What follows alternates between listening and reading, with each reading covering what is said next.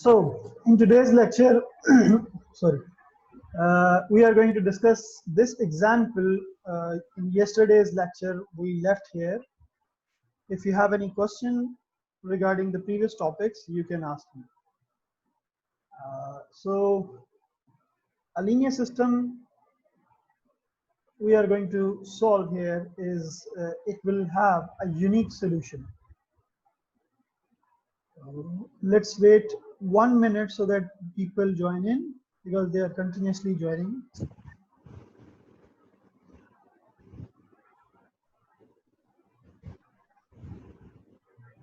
So in this example, we have a linear system. It's given here, x plus y plus 2z is equal to 9, and 2x plus 4y minus 3z is equal to 1, and the third equation is 3x plus 6y minus 5z. We can write the corresponding augmented matrix in this way. I hope you can write now augmented matrices.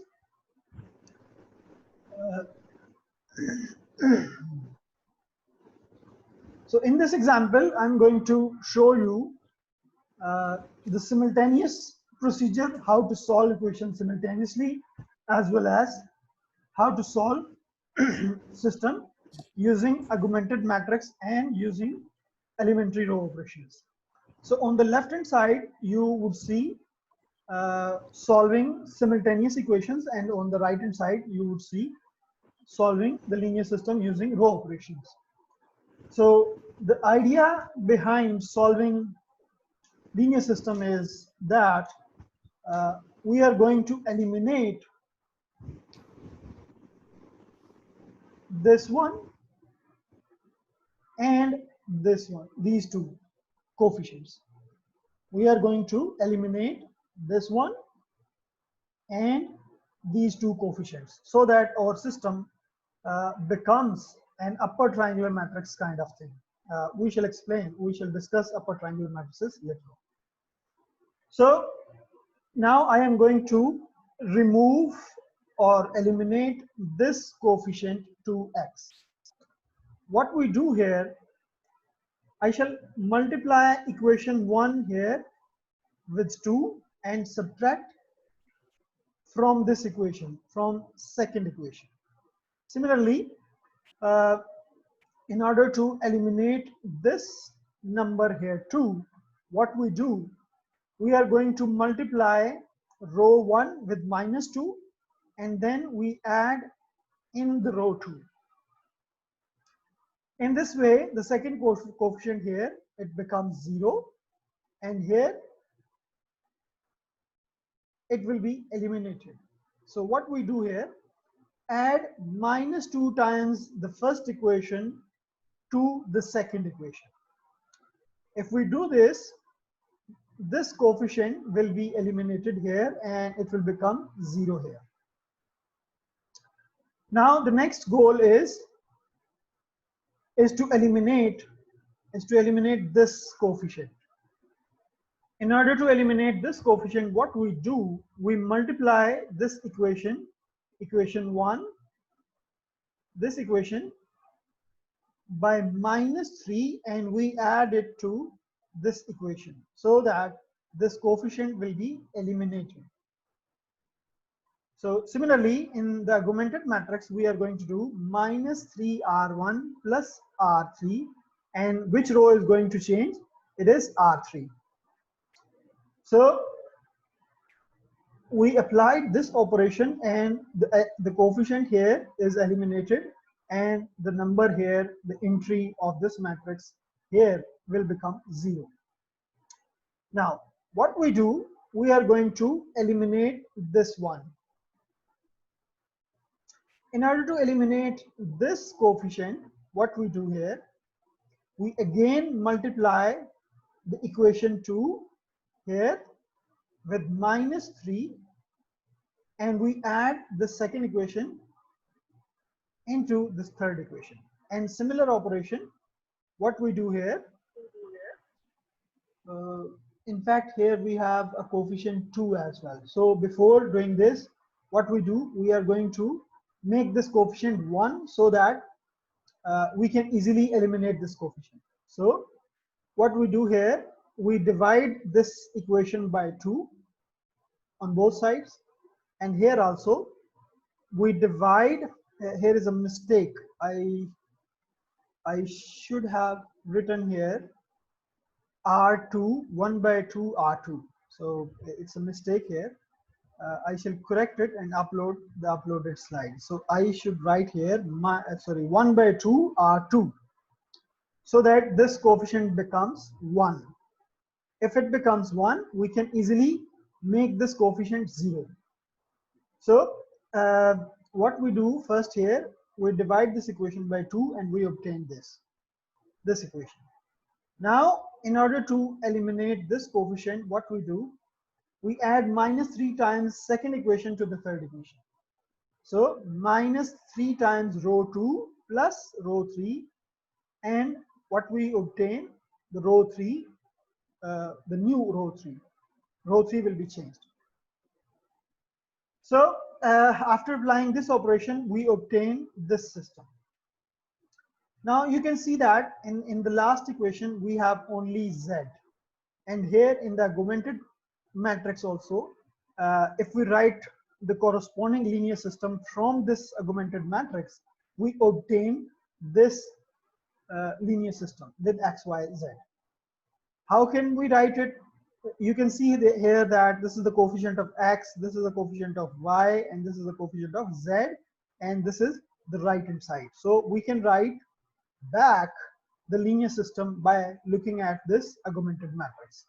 So it is x plus y plus 2z is equal to 9, and the second one here is x is 0 here, so x यहाँ पे नहीं आएगा, so 0, x 1y minus 7 by 2z is equal to minus 17 by 2, and in the last equation we have minus 1 by 2z is equal to minus 3 by 2. So this is what we obtained here. Now in order to solve this linear system, it is easy. We can obtain the value of z from the third equation by multiplying, you can say 2 on both sides and negative sign on both sides. We can get easily z is equal to 3. If we get z is equal to 3 here, you can see here, okay. And similarly augmented matrix can be transformed into a system of linear equation again.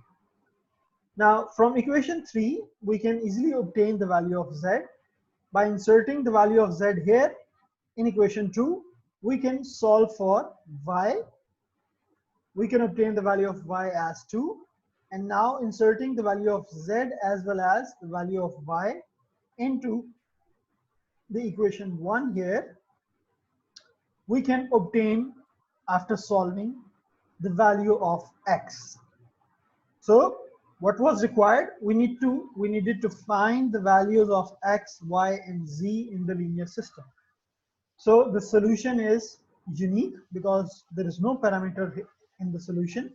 So this is our solution at the end, and it is the single solution, or we can say this is the unique solution.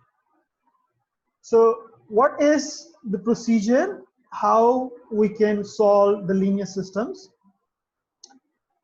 Let's go back and revise this thing here. This is our linear system. What we try to do here in order to solve it, we transform the given linear system into augmented matrix, this one, and next what we do, we try to make these two coefficients 0 with the help of this coefficient.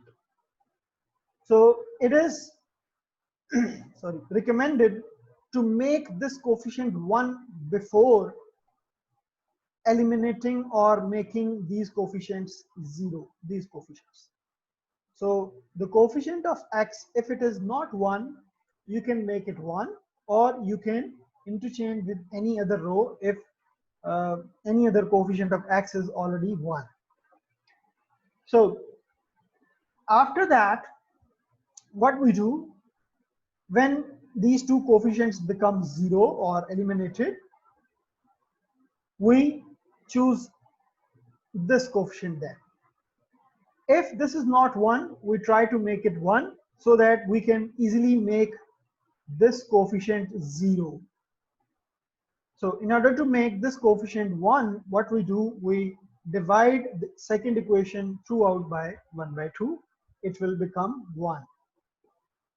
So after making this coefficient 1, we try to make this coefficient, this one, 0 by using an appropriate operation. Now once these three coefficients become 0, we can write back the linear system from the given augmented matrix, and using backward substitution we can solve for x, y, and z.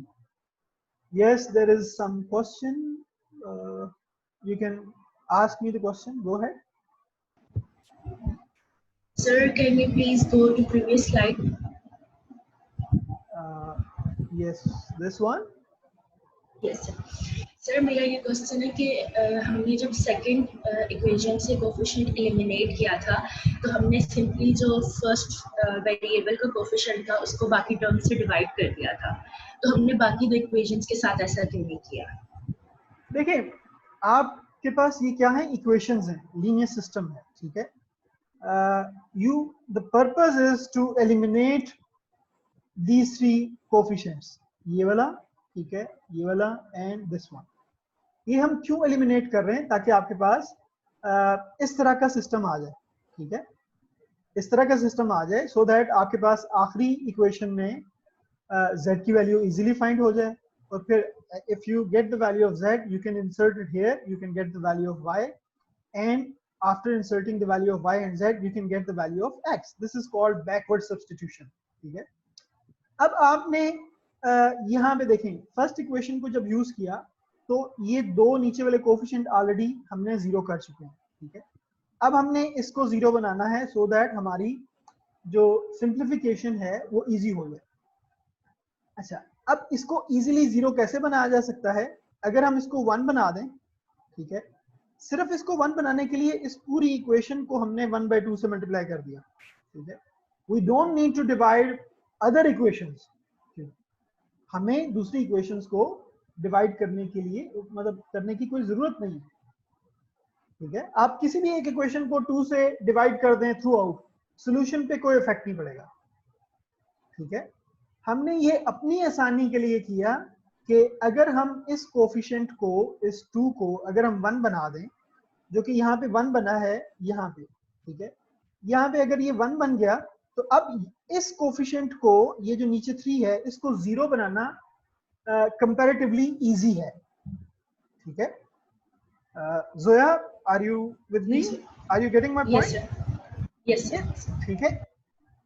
अच्छा, अब ये coefficients 0 क्यों बना रहे हैं हम? So that कि हमारे पास अगर ये 3 कोफिशिएंट, ये वाला और ये 2 वाले, अगर ये 0 हो जाते हैं तो हमारे पास क्या आ जाएगा, इस तरह का सिस्टम आ जाएगा, ये वाला, ठीक है.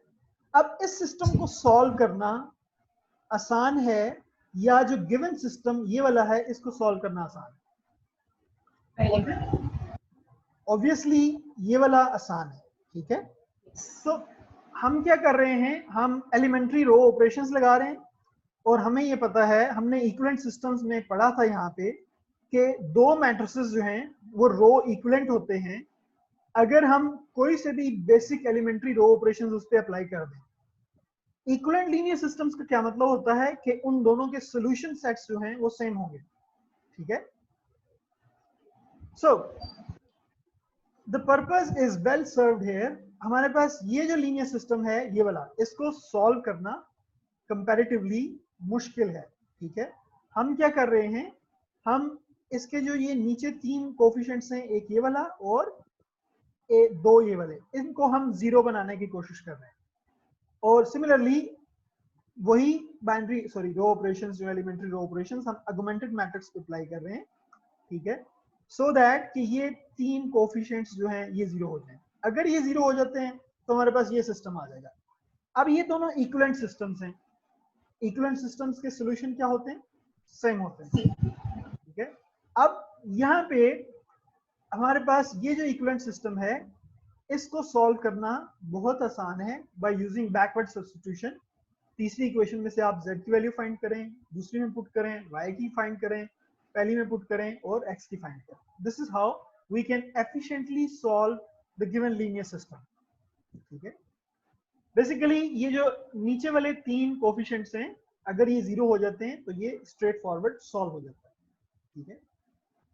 मेन आइडिया आगे जो हम डिस्कस करने जा रहे हैं, how to solve linear system, is basically this idea.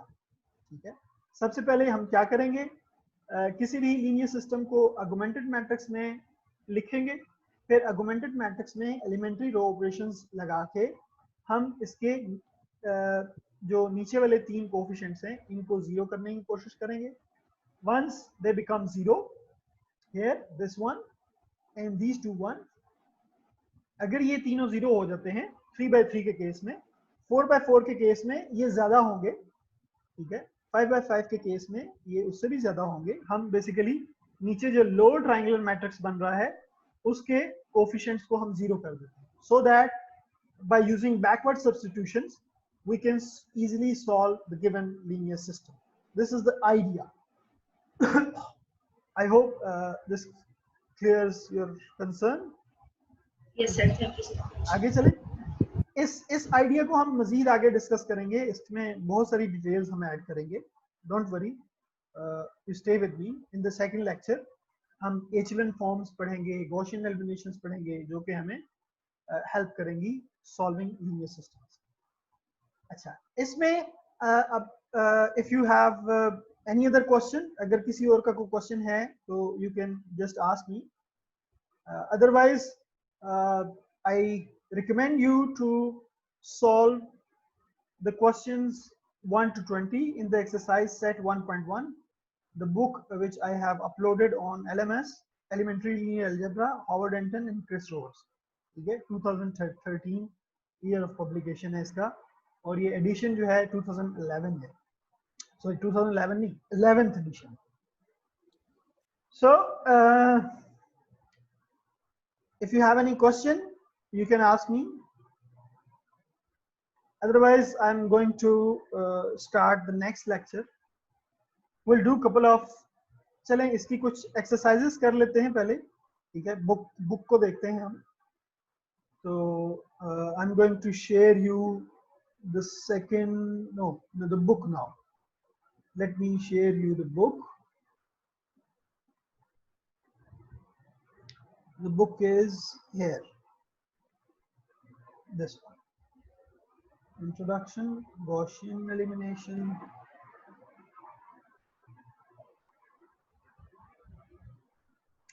Just wait a second.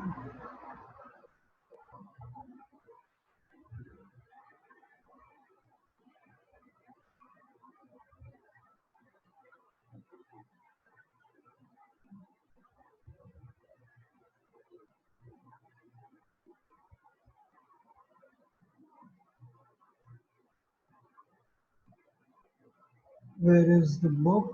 This one. So I hope you can see the book now. Exercise set 1.1. In question 1 and 2, you just have to tell whether the given equation is linear or not linear. I hope you can do it. I give you 1 minute for looking at these questions and try to solve them on your paper or in your mind, whatever. So in part 1, this equation is linear, yes or no? Anyone? Okay. No, sir. Why it is not linear? So it has a square root. Square root किस पे है? 2x. Coefficient पे square root है ना, तो coefficient could be any real number. x पे square root नहीं होना चाहिए, coefficient पे बेशक हो. So this equation is linear. देखें, x1 की पावर 1 है यहाँ पे, x2 की पावर 1 है, x3 की पावर 1 है, कोई प्रोडक्ट्स नहीं है, nothing else. So this is a linear equation. Coefficient में बेशक आपके पास स्क्वायर रूट हो, जो मर्जी हो, रियल नंबर्स होने चाहिए. √2 या square root 2 is a real number, so it can be a coefficient. Second equation भी लीनियर है, थर्ड इक्वेशन देखें लीनियर है, anyone? No, sir. No, it's not linear because the power of x1 Power of x. is not 1, it is 3/5. Okay, now in the B part here, is this linear? No, sir. No. Why it is not linear? Because x1 Because x3 of x1 and x3. x3 product, ठीक है, यहाँ पे linear नहीं है क्योंकि power -2 है, ठीक है. Is this linear? Yes. Yes, it is linear because we have to only see the powers of x1 and x2, nothing else. All others are real number. Okay. So similarly, you can do the question 2. I hope you can do it now. Now we go to the question 3 now.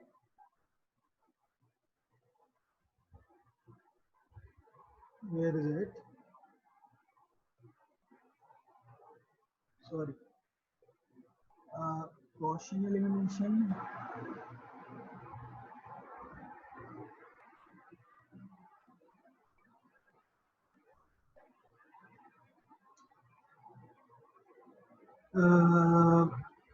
This one. Question number 3. Using the notation of formula, this round the general linear system of 2 equations and 2 unknowns. I hope you can write it. Yes, lecture is being recorded, but yesterday I didn't know what happened. Lecture जो है वो पूरा record नहीं हुआ, थोड़ा सा lecture record हुआ है तो ऑफ हो गया था, इसलिए मैंने अपलोड नहीं किया. तो आज वाला लेक्चर इंशाल्लाह मैं अपलोड कर दूंगा. लास्ट टाइम लेक्चर जो है वो अपलोड लास्ट वाला नहीं होगा. I am sorry for that. So question 3 is easy. You just have to write the 2x2 system. Question B part इसका जो है और C part 2 equations in 4 unknowns. How can we write this? I hope you can write it. Question number 5 में देखें क्या है? Find a linear system in the unknowns x1, x2, x3 so on that corresponds to the given augmented matrix. So I hope you can write. If this is your augmented matrix, तो इसको देख के हमने corresponding linear system जो है वो लिखना है. ठीक है. So let me turn on the, let me share the whiteboard so that we can try this one on this board.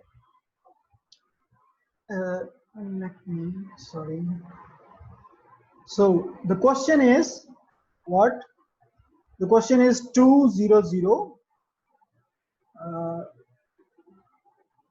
2 0 0 and 3 minus 4 0 and 0 1 1.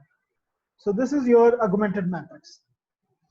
How to write the corresponding linear system if this is the augmented matrix? We are going to write. So now first of all you should know that the right hand side, this column, the rightmost column is the right hand side of the system, and the first 2 columns they correspond to the equation. Now we can write 2x1 plus 0x2 is equal to 0. In the second equation 3x1 minus 4x2 equal to 0, and the third equation is 0x1 plus x2 is equal to 1. So if this is the given augmented matrix, we can write the corresponding linear system in this way. I hope you got it. If you have any question, you can ask me. And the second question is, let's write the system corresponding to this one. Maybe I should put it here. Yes. I should erase it. Clear. Kiror. Now, let's write the sixth question. Question number 6. Now the augmented matrix is 0, 3, minus 1, minus 1, minus 1, and 5, 2, 0, minus 3, minus 6. So this is the given augmented matrix, and we need to write the corresponding linear system. This rightmost column is the right hand side, and on the left hand side, how many columns do we have? We have 4 columns. So we must have 4 unknown variables. So corresponding the first row, 0x1 plus 3x2 minus x3 minus x4 equal to minus 4. This is your first equation. Now the second equation is 5x1 plus 2x2 plus 0. आप यहाँ पे ये x3 0x3 लिखें या ना लिखें, minus 3x4 equal to minus 6. So this is your corresponding linear system. I hope you can write it now. For the other questions, if you have any question, you can ask. Should I clear it? Okay. Now I am going to share again the book, this one. Now in the next question,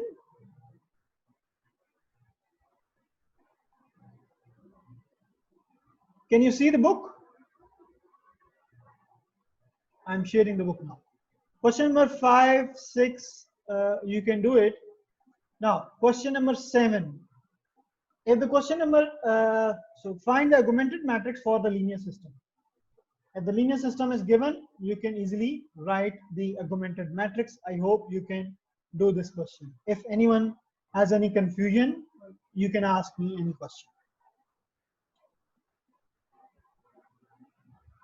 Now the question number 9 is what? In each part, determine whether the given 3 tuple is a solution of the given linear system. How to do this? The given linear, the linear system is given, and in question number 9, part A, B, C, D, E, हमें solutions given हैं, ठीक है? हमने ये verify करना है कि कौन सा solution जो है वो इस linear system का है. तो इसको हम क्या करेंगे? हम तीनों equations में x1, x2 और x3 की values put करेंगे. अगर तीनों equations identically satisfy हो जाती हैं, तो हम क्या कहेंगे कि ये solution है, ठीक है? I hope you can do it yourself. Anybody, if you have any question, you can ask me. Question number 10 is the similar, and question number 11 is what? In each part, solve the linear system if possible and use the result to determine whether the lines represented by the equation in the system have 0, 1 or infinitely many solutions. हमने इस तरह की एक example की थी. I hope you can do it by revising that example or by looking at that example. आपने ये देखना है क्वेश्चन नंबर 11 पार्ट ए जो है. फॉर एग्जाम्पल अगर हम पार्ट ए में क्वेश्चन 1 को 2 से मल्टीप्लाई करें तो इक्वेशन 1 को 2 से मल्टीप्लाई करें तो इक्वेशन 2 आती है? Yes, sir. Left hand side आती है, सिर्फ राइट हैंड साइड आती है? Right hand side. No, sir. Right hand side नहीं आती. तो अगर इन दोनों को हम सब्ट्रैक्ट करें आफ्टर मल्टीप्लाइंग इक्वेशन 1 by 2 तो क्या होगा? 0 solution. लेफ्ट हैंड साइड पे 0 आ जाएगा, राइट हैंड साइड पे क्या आएगा? 1 आ जाएगा. सो हमारे पास क्या होगा? ये इस सिस्टम का 0 solution. इसका सोल्यूशन नहीं होगा. क्यों? क्योंकि लेफ्ट हैंड साइड पे 0 है, राइट हैंड साइड पे 1 है. 0 is equal to 1 नहीं हो सकता. It's a contradiction. It's not a true statement. So the given linear system is not, you can say, appropriately written. So it has no solution. ठीक है? Second B part में अगर आप देखें तो आपके पास पहली इक्वेशन को 2 से मल्टीप्लाई करें तो सेकंड इक्वेशन आ जाती है, ठीक है। सो ये दो इक्वेशंस जो हैं ये कोइंसिडेंट इक्वेशंस हैं, कोइंसिडेंट लाइंस हैं, means the second equation is on the top of the first equation. तो इसके इनफाइनाइट मेनी सॉल्यूशंस होंगे, इसमें हमें एक फ्री वेरिएबल इंट्रोड्यूस करना पड़ेगा, एक पैरामीटर इंट्रोड्यूस करना पड़ेगा, तो उसके बाद यहाँ पे हम infinite many solutions in the form of parametric equations लिख सकते हैं, जैसे कि हमने एग्जांपल में किया था, ठीक है। So I hope you can do question number 11. If you still have any confusion you can ask me, ठीक है।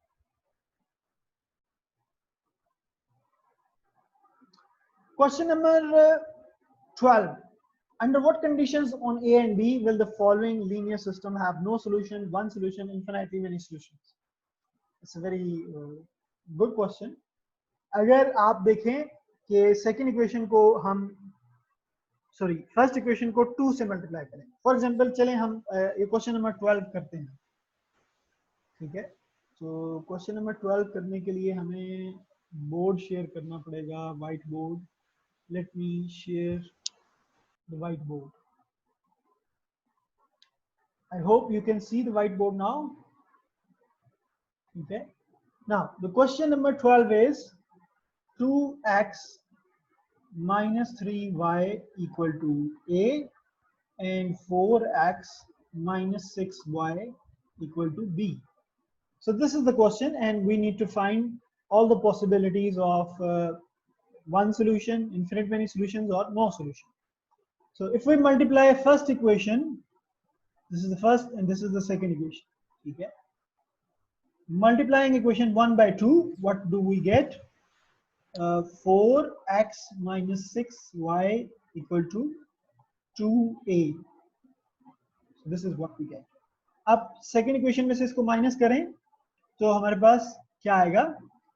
ये नेगेटिव हो गया, ये प्लस प्लस हो गया, ये कैंसिल, यहाँ पे नेगेटिव आ गया। So 0 is equal to b minus 2a आ गया, ठीक है। 0 is equal to b minus 2a। क्या पॉसिबिलिटीज होंगी यहाँ पे? Anyone can you discuss this thing?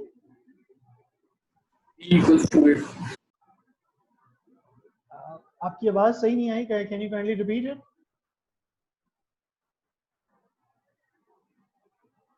Anyone?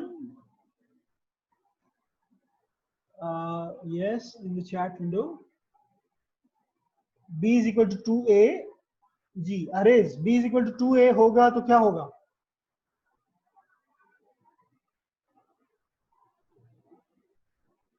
Ji Huzaifa, B is equal to 2a होगा तो क्या होगा? एक सोल्यूशन आएगा, इनफिनिट मैनी आएंगे या नो सोल्यूशन होगा? Infinite many. If B is equal to 2a, then we have 0 is equal to 0. आपके पास infinite many solutions आएंगे। क्यों? In that case, दोनों equations जो हैं वो coincident lines हो जाएंगी। In that case, we will have infinite many solutions. ठीक है? अगर B 2a के इक्वल नहीं होता तो फिर क्या होगा? जी उज़ैफा और any other?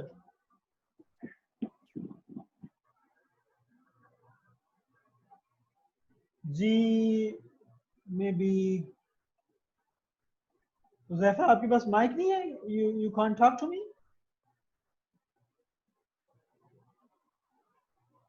अगर b 2a के इक्वल नहीं होगा तो आपके पास नो सॉल्यूशन आएगा। नो सॉल्यूशन क्यों? क्योंकि 0 is equal to some non zero constant आ जाएगा। तो इन दैट केस आपके पास इनकंसिस्टेंट सिस्टम होगा और उसका कोई सॉल्यूशन नहीं होगा। This is what the cases are. I hope you got this. If you still have any question, anyone, you can ask मी।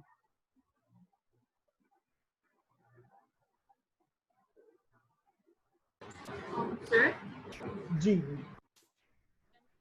कि लाइक नो सोल्यूशन वाला तो समझ आ गया, बट लाइक वन सोल्यूशन और इनफिनिट सॉल्यूशंस के लिए क्या होना चाहिए? वन सोल्यूशन इसका नहीं होगा, या तो इसके इनफिनिट मेनी सॉल्यूशंस होंगे या इसका नो सॉल्यूशन होगा। जी।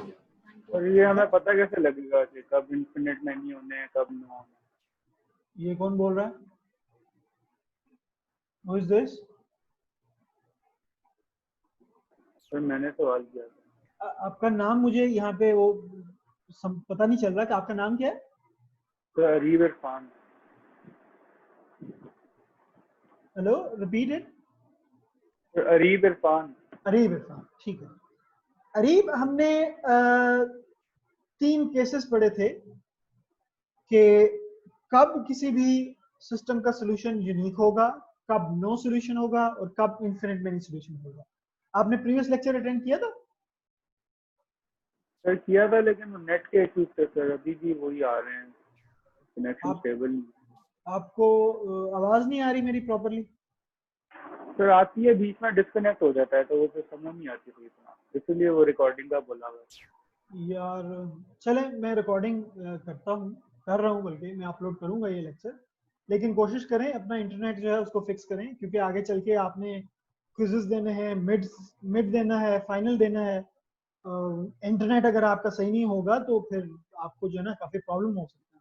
ठीक है, सो ट्राई टू। ठीक है, वो बारिश होती है कराची में तो पता है आपको, फिर सर वो सब कुछ खराब हो जाता है। अच्छा, चलें देखते हैं, चलो कोशिश करें कोई अच्छा सा इंटरनेट ले लें। अच्छा, इसमें यह है कि 3 केसेस हमने डिस्कस किए थे। No solution. नो सोल्यूशन कब आता है?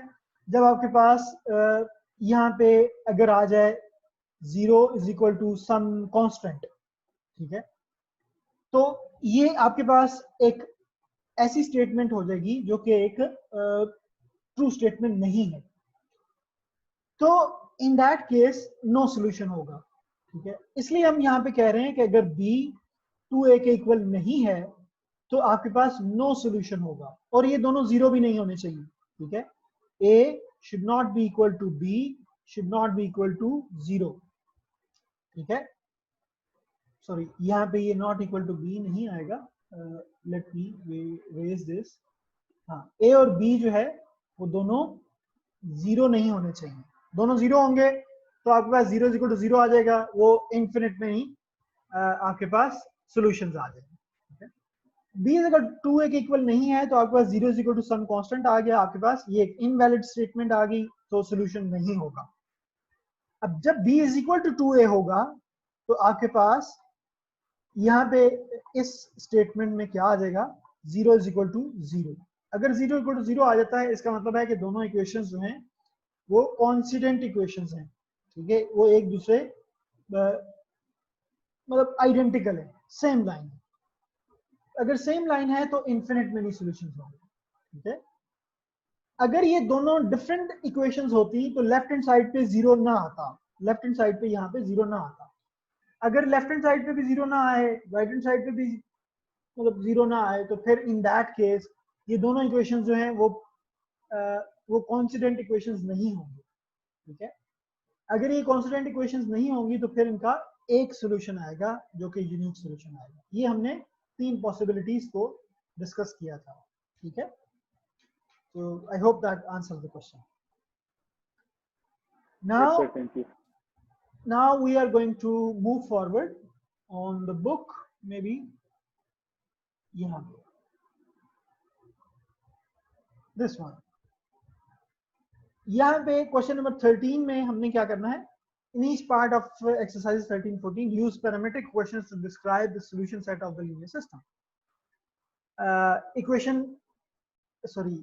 पार्ट ए जो है 13 का, इसको पैरामीट्रिक इक्वेशंस में हमने एक्सप्लेन करना है। पार्ट ए को सेपरेटली, पार्ट बी को सेपरेटली, पार्ट सी को सेपरेटली, पार्ट डी को सेपरेटली।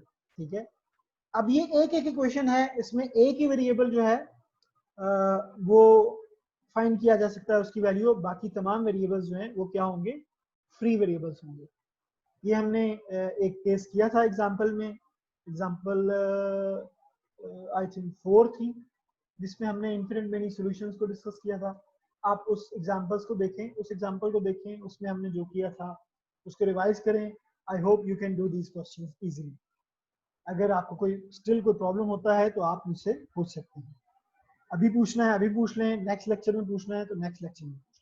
ठीक है, सो क्वेश्चन नंबर 15, 16 ये भी आपने इसमें पैरामीट्रिक इक्वेशंस फाइंड करनी है, इनफिनिट मेनी सॉल्यूशंस फाइंड करने हैं, ठीक है। आई hope you can do that. और 17, 18 एंड देन 19, 20। अच्छा, 19 क्वेश्चन में क्या है? Find all values of k for which the given augmented matrix correspond to a consistent linear system. ये जैसे हमने अभी एक क्वेश्चन किया है ए बी वाला, इसमें k है। आप इन इक्वेशंस को सॉल्व करने की कोशिश करें, एगमेंटेड मैट्रिक्स को, ठीक है। तो होपफुली आप ये क्वेश्चन कर लेंगे। अगर आप कहते हैं तो एक क्वेश्चन मैं कर देता हूँ। Let me do the question number 19 maybe. Let's do it. Share whiteboard, maybe this one, and clear our drawing. Question क्या है? Question number 19. I'm going to do this. So,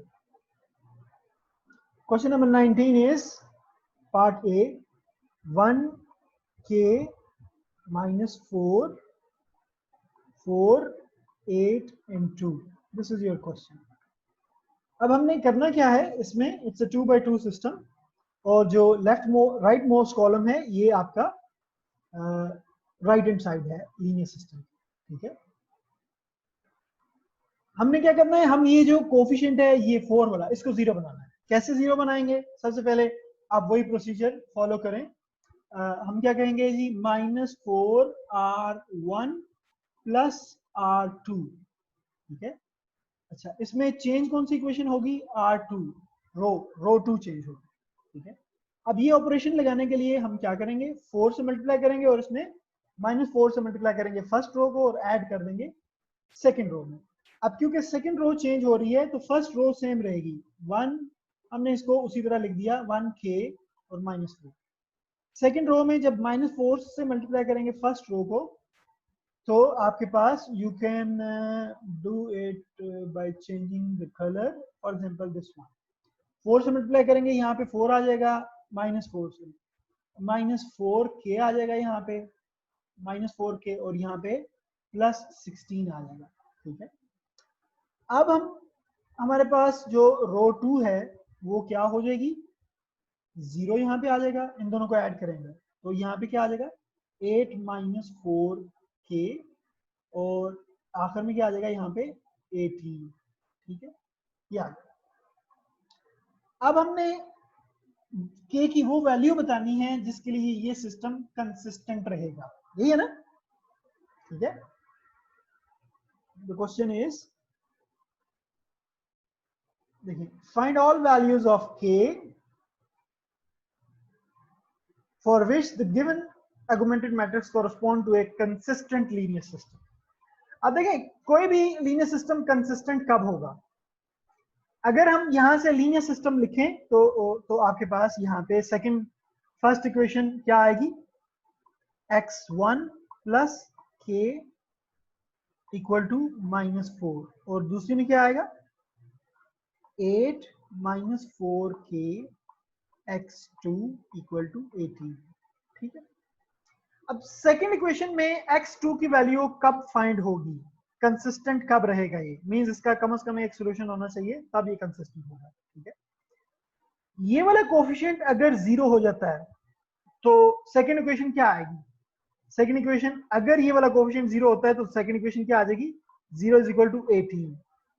अगर सेकेंड इक्वेशन 0 = 18 आ जाती है तो ये सिस्टम कंसिस्टेंट नहीं रहेगा, क्योंकि हमारे पास एक इनवैलिड स्टेटमेंट आ गई, ठीक है। So in order for this system to be consistent, ये जो कोफिशिएंट है 8 - 4k, इसको 0 नहीं होना चाहिए। अगर ये 0 नहीं है तो k की वैल्यू क्या आएगी यहां से? एनीवन?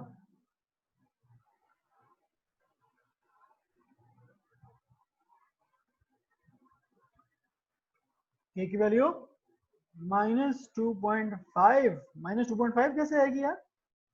k की वैल्यू की बात कर रहा हूं। k की वैल्यू बस 2 नहीं होनी चाहिए सर। डेफिनेटली k की वैल्यू 2 नहीं होनी चाहिए। k की वैल्यू 2 नहीं होनी चाहिए। k should not be equal to 2, then the given linear system will be consistent, ठीक है।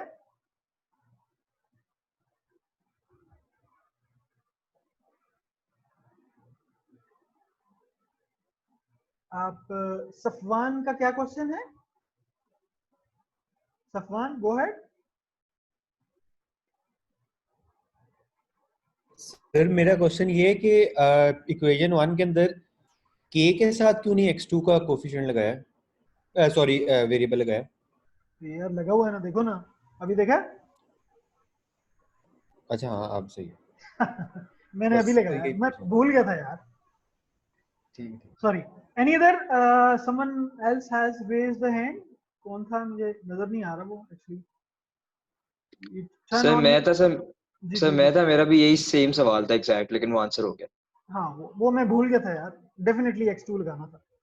ठीक है, now I hope you understand कि ये कंसिस्टेंट कब होगा। कंसिस्टेंट तब होगा जब ये जो कोफिशिएंट है 8 - 4 के अगुमेंटेड मैट्रिक्स में, यहाँ पे ये जब जीरो नहीं होगा। 8 - 4 के should not be equal to 0। अगर ये जीरो नहीं है तो इट मींस के जो है वो 2 नहीं होना चाहिए, then the given linear system will be consistent. I hope you got it. If you have any further question, you can ask me. यहाँ पे, can you see the book now? No? Let me share the book again. Listen.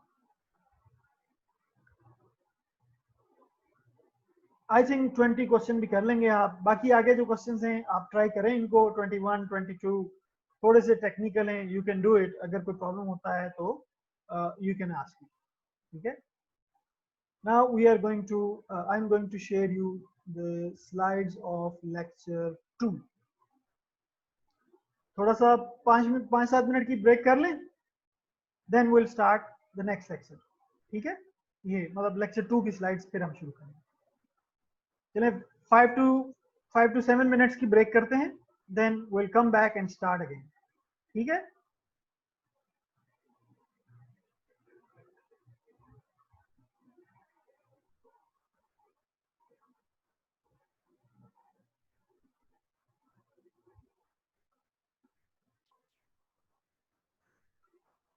let's start again. Are you there? I'm going to share you the new slides now.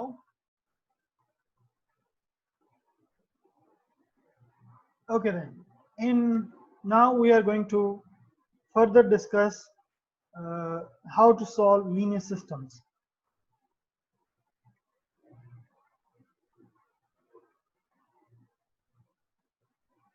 Now we are going to discuss the proper procedure of solving linear systems.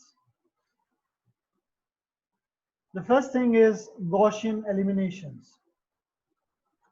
In Gaussian elimination, it is basically a procedure of solving linear systems. In Gaussian eliminations, we shall discuss two things: row echelon forms, and another form is reduced row echelon form. The first thing, which is the row echelon form, it has certain properties. We need to see, or we have to convert the augmented matrix into a row echelon form by using elementary row operations. I repeat here, we have to transform the given augmented matrix, which corresponds to the given linear system. We have to transform the given augmented matrix into row echelon form by using elementary row operations.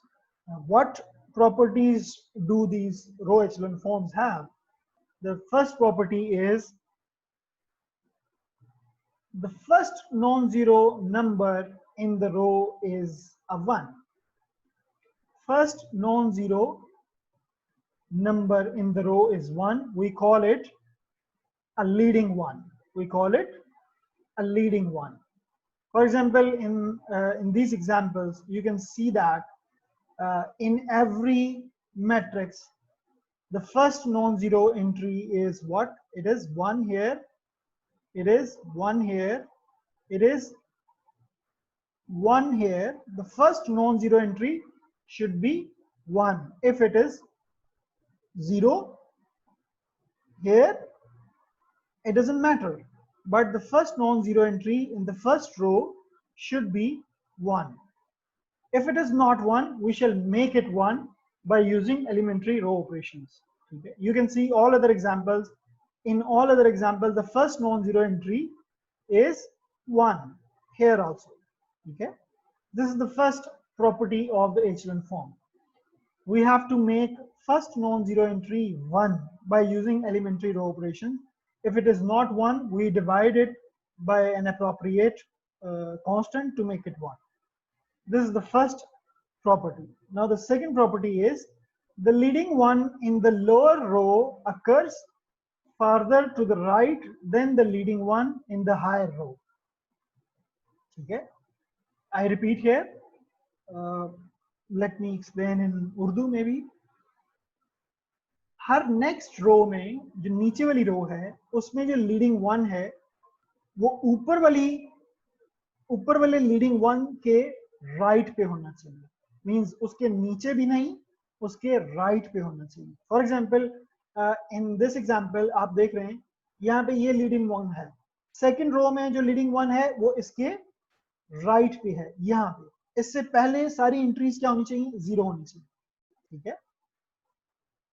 इस example में देखें leading one second row में यहाँ है जो कि ऊपर वाले लीडिंग वन के राइट पे है. ठीक है. यहाँ पे इस एग्जांपल में फर्स्ट रो में लीडिंग वन यहाँ पे है, सेकंड रो में लीडिंग वन यहाँ पे है. ठीक है. और थर्ड रो में भी लीडिंग वन सेकंड रो के लीडिंग वन के राइट पे है. ठीक है. Similarly on this example leading one in third row is on the right of the leading one in the higher row. ठीक है. अगर leading one है तो यहाँ पे leading one है ही नहीं. अगर leading one नहीं है तो वो पूरी रो 0 हो जाएगी. ठीक है. यहाँ पे देखें leading one यहाँ पे है, first non zero entry is 1. यहाँ पे भी first non zero entry is 1, but the leading one in the successive row is on the right. This is what the property 2 is. यहाँ पे देखें लीडिंग वन यहाँ पे है, सेकंड रो में लीडिंग वन यहाँ पे है, थर्ड रो में अगर होता तो यहाँ पे होता. अगर ये 0 है तो पूरी रो 0 हो जाएगी. यहाँ पे पूरी रो 0 हो गई. यहाँ पे कोई लीडिंग वन नहीं. So the third property is if there are any rows that consist entirely of zeros, then they are grouped together at the bottom of the matrix. This is the third property. यानी कि अगर augmented matrix में अगर आप elementary row operation apply कर रहे हैं तो कोई एक रो या दो रो 0 हो जाती हैं तो आप उसको आखिर में ले जाएं. मसलन यहाँ पे ये आपके पास 0 रो है. 0 रो वो होती है जिसमें सारी एंट्री 0 हो. ठीक है. यहाँ पे इस एग्जांपल में 2 0 रोज हैं. ठीक है. इनको हम बॉटम पे ले जाएंगे. ठीक है. अच्छा, ये थर्ड प्रॉपर्टी. फोर्थ प्रॉपर्टी क्या है? Each column has zeros below a leading one. ठीक है. This is fourth property. आप देखें लीडिंग वन फर्स्ट रो में है, इसके नीचे सारे 0 हैं. सेकंड रो में लीडिंग वन यहाँ पे है, इसके नीचे सारे 0 हैं. थर्ड रो में लीडिंग वन यहाँ पे है, इसके नीचे कुछ भी नहीं है. तो इट डजंट मैटर. लेकिन अगर होता तो हम उसको 0 बना देते. ठीक है. इस एग्जांपल में लीडिंग वन यहाँ पे, इसके नीचे इस पूरे कॉलम में इसके नीचे 0 होने चाहिए. ठीक है. सेकंड यहाँ पे लीडिंग वन यहाँ पे है, इसके नीचे सारे 0 आ गए. ठीक है. Similarly and so on. इस एग्जांपल में देखें यहाँ पे लीडिंग वन 1 है, उसके नीचे सारे 0 हैं. यहाँ पे लीडिंग वन यहाँ पे है, इसके नीचे सारे 0 हैं. This is what the row echelon form is. हम किसी भी अगुमेंटेड मैट्रिक्स को, किसी भी गिवन लीनियर सिस्टम को सबसे पहले अगुमेंटेड मैट्रिक्स में ट्रांसफॉर्म करेंगे. अगुमेंटेड मैट्रिक्स लिखेंगे उसका, फिर अगुमेंटेड मैट्रिक्स को हम ट्रांसफॉर्म करेंगे रो एचेलन फॉर्म में. ठीक है. रो एचेलन फॉर्म में कैसे कन्वर्ट करेंगे? By using elementary row operations, जैसे कि हमने प्रीवियस एग्जांपल की थी, लेक्चर 1 के आखिर में एग्जांपल दी थी. ठीक है. आई hope you get it. If you have any question, you can ask me about the row echelon forms. I give you few seconds to look at these matrices. यहाँ पे देखें, यहाँ पे ये वाला देखें. ठीक है. देखिए इन एग्जांपल्स में लीडिंग वन है, यहाँ पे इसके नीचे सारे जीरो हैं, ठीक है। यहाँ पे लीडिंग 1 है, इसके नीचे सारे जीरो हैं। ऊपर कोई भी कांस्टेंट हो सकता है। यहाँ पे ये जो स्टेरिक लिखे हुए हैं, लीडिंग 1 के ऊपर कुछ भी हो सकता है, नीचे जो है लीडिंग 1 के जीरो होना चाहिए उस कॉलम में by the fourth property this one, ठीक है। This is what the row echelon form is. If you have any question you can ask me. आप इसको देख लें, थोड़ा सा मैं आपको टाइम देता हूं। 4 प्रॉपर्टीज देखें ऊपर रो एचेलन फॉर्म्स की, और फिर नीचे ये एग्जांपल्स देखें। आप देखें कि ये चारों प्रॉपर्टीज इन सारी एग्जांपल्स में होल्ड करती हैं या नहीं, and then you ask me your questions. I give you maybe 30 seconds or 1 minute to look at this.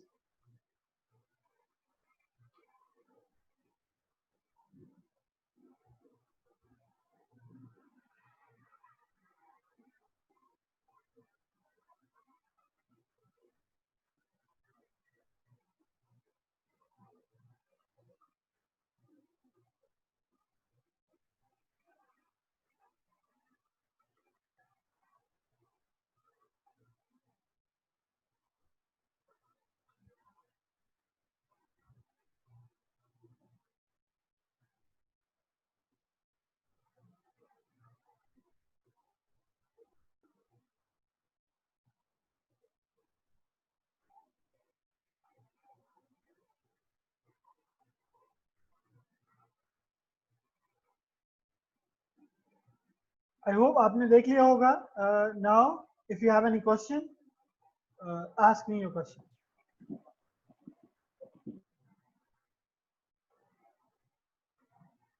Yes, anyone? The first non-zero entry in augmented matrix should be 1. Second क्या है कि हर successive रो में leading 1 जो है वो right पे होना चाहिए प्रीवियस लीडिंग 1 के। और थर्ड प्रॉपर्टी क्या है कि अगर कोई पूरी रो जीरो है तो बॉटम पे होनी चाहिए। चौथी प्रॉपर्टी क्या है कि जो लीडिंग 1 है उसके नीचे, उसी कॉलम में उसके नीचे सारे जीरो होने चाहिए, ठीक है। ये हो गई रो एचेलन फॉर्म। अब अगर हम रो रिड्यूस एचेलन फॉर्म देखें तो इसमें जो चौथी प्रॉपर्टी है, each column has zeros below a leading 1, ये चौथी प्रॉपर्टी है रो एचेलन फॉर्म की। रो रिड्यूस एचेलन फॉर्म में बाकी 3 प्रॉपर्टीज सेम रहती हैं, चौथी प्रॉपर्टी में थोड़ा सा डिफरेंस आता है। चौथी प्रॉपर्टी रो एचेलन फॉर्म में क्या है, each column has zeros below a leading 1। Row reduce echelon form में क्या है, each column has zeros below and above a leading 1, ठीक है। This is the only difference between row echelon form and row reduced echelon form, ठीक है। अब यहाँ पे देखें इन एग्जांपल्स में, फॉर एग्जांपल यहाँ पे ये लीडिंग 1 है आपका, इसके ऊपर भी जीरो है नीचे भी जीरो है, ठीक है। और यहाँ पे ये लीडिंग 1 है, इसके ऊपर भी जीरो है नीचे एंट्रीज है ही नहीं, अगर होती तो जीरो होनी चाहिए, ठीक है। So this is what we have to check. यहाँ पे इसमें देखें ये लीडिंग 1 है, इसके नीचे सारे जीरो हैं। यहाँ पे ये लीडिंग 1 है, इसके ऊपर और नीचे ये सारे जीरो हैं, ठीक है। लीडिंग 1 के ऊपर नीचे जीरो होना चाहिए। अगर लीडिंग 1 किसी कॉलम में नहीं है, फॉर एग्जांपल इस कॉलम में लीडिंग 1 नहीं है, तो इसके ऊपर अगर नॉन जीरो आ रहा है तो इट डजंट मैटर। हमने सिर्फ लीडिंग 1 को देखना है कि इसके ऊपर और नीचे एंट्री सारी की सारी जीरो होनी चाहिए। यहाँ पे इस रो में अगर आप देखें तो इसके ऊपर और नीचे सारी एंट्रीज जीरो हैं। Yes, there is a question. Arrays Hassan sir, isn't it supposed to be Gauss-Jordan elimination method? Yes. Gaussian elimination में अगर किसी भी augmented matrix को अगर हम echelon form में reduce करें, echelon form में, तो उसको हम Gauss elimination method कहते हैं, ठीक है। अगर किसी भी linear system को अगर हम transform करें reduced echelon form में, तो उसको Gauss-Jordan elimination method कहते हैं, ठीक है।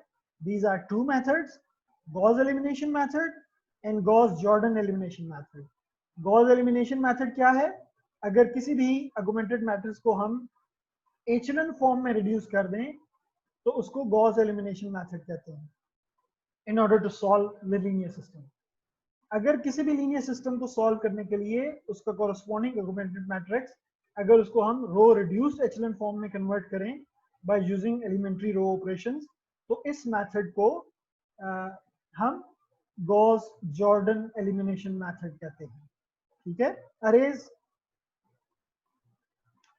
So I hope this is clear to you now. यहाँ पे देखें फॉर एग्जांपल यहाँ पे ये लीडिंग वन है, इसके ऊपर नीचे जीरो है। यहाँ पे लीडिंग वन ये है, इसके ऊपर नीचे जीरो है।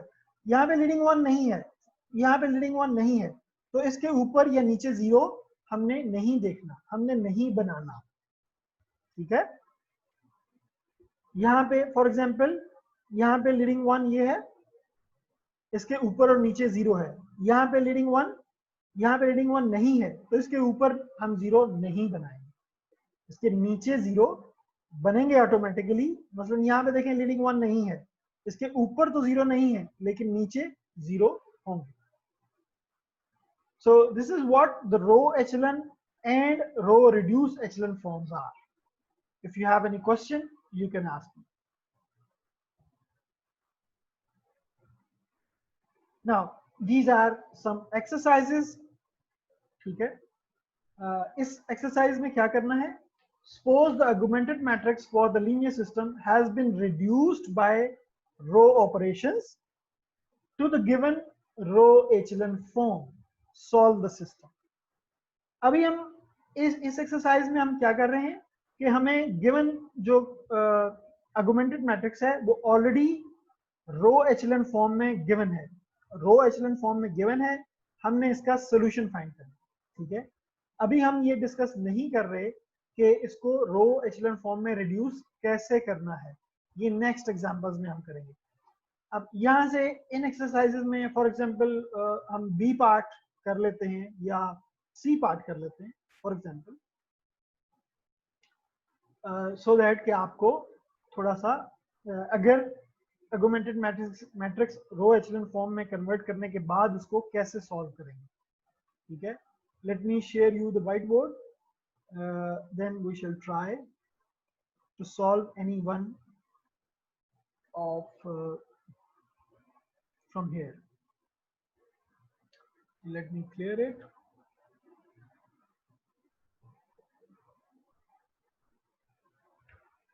कोई भी हम एक पार्ट जो है वो कर लेते हैं, फॉर एग्जांपल बी पार्ट में भी। Now B part is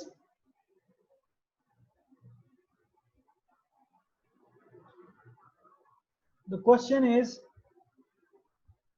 1 0 8 -5 6 0 1 4 -9 3। ठीक है and the last one is 0 0 1 1 2।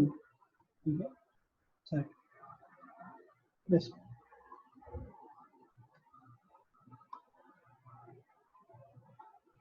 Now अगर आप इस को देखें इस ऑगमेंटेड मैट्रिक्स को, इसका जो राइट मोस्ट कॉलम है वो क्या होगा, राइट हैंड साइड होगा। ठीक है ये वाला कॉलम जो है ये राइट हैंड साइड। ठीक है तो आपके पास कितने वेरिएबल्स होंगे इसमें, x1 यहाँ पे आएगा, यहाँ पे x2, यहाँ पे x3, यहाँ पे x4। तो पहली इक्वेशन अगर हम लिखें तो आपके पास क्या आना चाहिए, x1 plus 0x2 and 8x3 -5x4 equal to 6। ठीक है सेकेंड इक्वेशन में क्या आएगा, x2 plus 4x3 -9x4 equal to 3। ठीक है लास्ट इक्वेशन क्या आएगा, x3 -x4 इक्वल टू 2। ठीक है अब आप देखें इसमें टोटल कितने वेरिएबल्स हैं, 4 वेरिएबल्स हैं। ठीक है 4 वेरिएबल्स हैं, इक्वेशंस कितनी हैं, 3 इक्वेशंस हैं। अब कितने फ्री वेरिएबल्स हमें इंट्रोड्यूस करने पड़ेंगे? एक फ्री वेरिएबल हमें इंट्रोड्यूस करना पड़ेगा। सो हम क्या करते हैं, x4 को फ्री वेरिएबल में इंट्रोड्यूस करता हूँ। x4 को मैं अस्यूम करता हूँ कि ये t है। Yes, there is a question in the chat, last equation should have a plus sign. बिल्कुल ठीक कह रहे हैं आप, यहाँ पे प्लस आएगा। ठीक है, थैंक यू वेरी मच। सो अब x4 को मैं t एक फ्री वेरिएबल इंट्रोड्यूस कर रहा हूँ वे t belongs to r real number. ठीक है, अगर ये फ्री वेरिएबल है t तो अब हम इस इक्वेशन को इक्वेशन 1 कह दें, इसको इक्वेशन 2 कह दें, इसको इक्वेशन 3 कह दें। ठीक है, अब इक्वेशन 3 में से x3 की वैल्यू निकल आएगी। ठीक है, x3 की वैल्यू क्या होगी? x3 is 2 minus t। ठीक है, so it is t, it is t। ठीक है, ये x3 की वैल्यू आ गई। अब x3 की वैल्यू और x4 की वैल्यू हम पुट करेंगे इक्वेशन 2 में और x2 की वैल्यू फाइंड करेंगे। x2 की वैल्यू फिर हम इसमें इक्वेशन 1 में पुट करेंगे, x3, x2 और x4 की वैल्यू, वहां से हमारे पास x1 की वैल्यू आ जाएगी। ठीक है, तो आपके पास सारी पैरामीट्रिक इक्वेशंस आ जाएंगी। ठीक है, आई hope you can try this. चलें करते हैं इसको। x3 की वैल्यू हम जो है अब पुट कर रहे हैं इक्वेशन 2। ठीक है जी, Areeb Irfan, you ask your question. Sir लेकिन वो इन टर्म्स ऑफ टी नहीं आएगी जो हमारे पास वैल्यू आएगी एक्स4 की? सारी इन टर्म्स ऑफ टी आएंगी, सारी values in terms of T आनी चाहिए, क्योंकि एक फ्री वेरिएबल है, वो तकरीबन सारे वेरिएबल्स में जो है उसकी वैल्यू उस पर डिपेंड करेगी। ठीक है, तभी तो आपके पास पैरामीट्रिक इक्वेशंस आएंगी ना।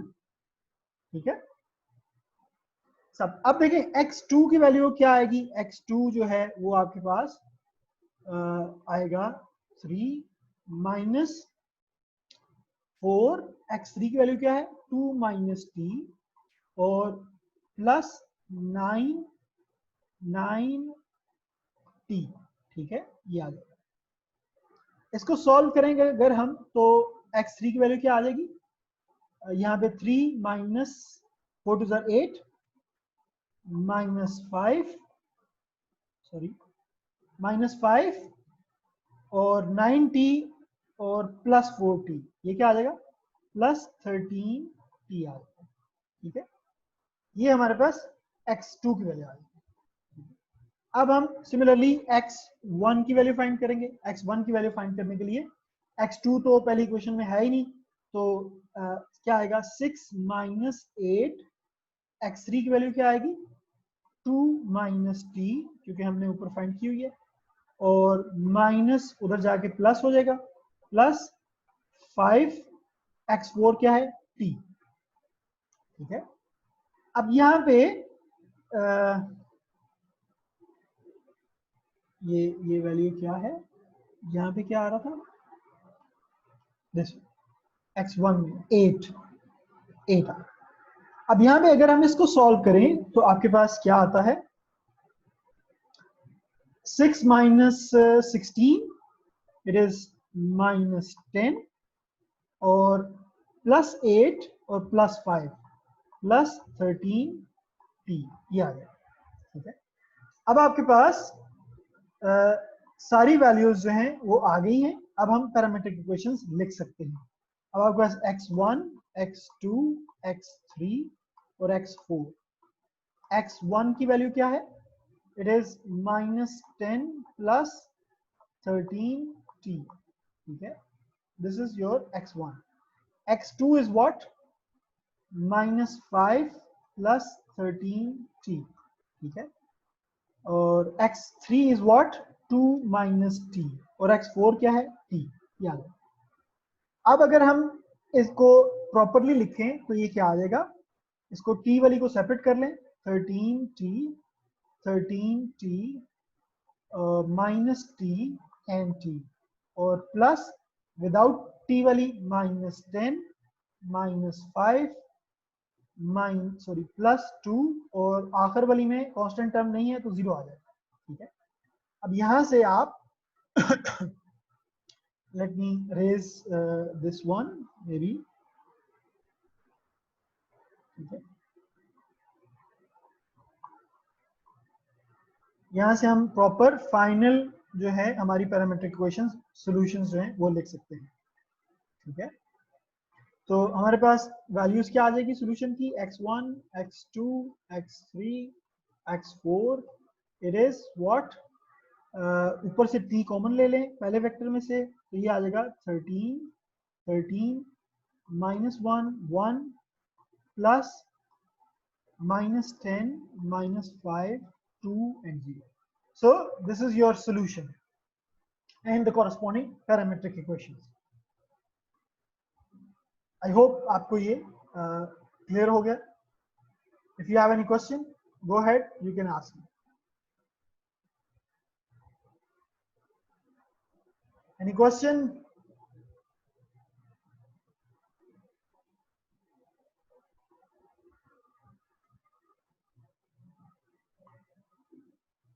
देखें आप इसको दोबारा, अगर कोई क्वेश्चन है तो you can ask.